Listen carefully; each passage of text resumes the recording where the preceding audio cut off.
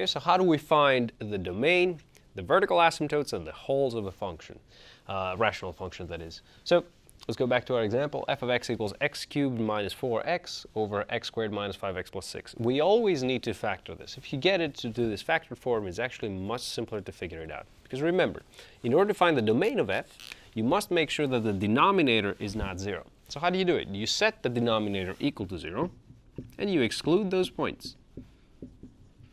We set the denominator equal to 0. Since it's a product, it means either the first one gives you 0, which gives you x equals 2, or the second one is equal to 0, which gives you x equals 3. Okay? And the fact that it's a product allows me to do this trick. That's why I need to factor it.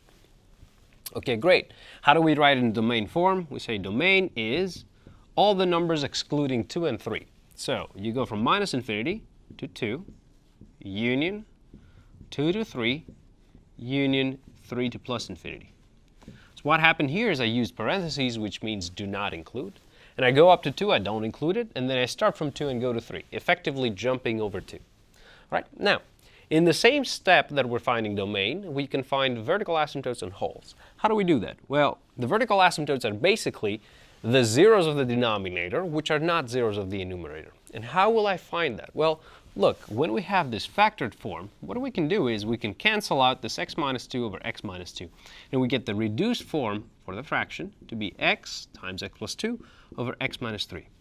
If you look closely to this one, 3 is a root of the denominator, but not of the numerator. Therefore, x equals 3 is a vertical asymptote.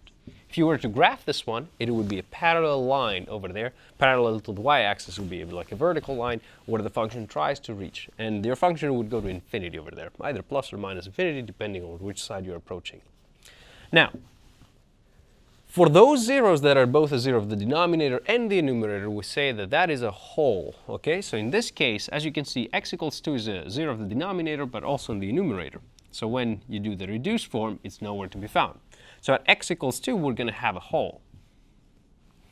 Okay? That means that when I'm graphing it, as x approaches 2, the graph is going to continue on. At 2, it's going to be missing a point and continuing. All right? And this is used very much in graphing, in trying to find limits, in continuity, all sorts of things.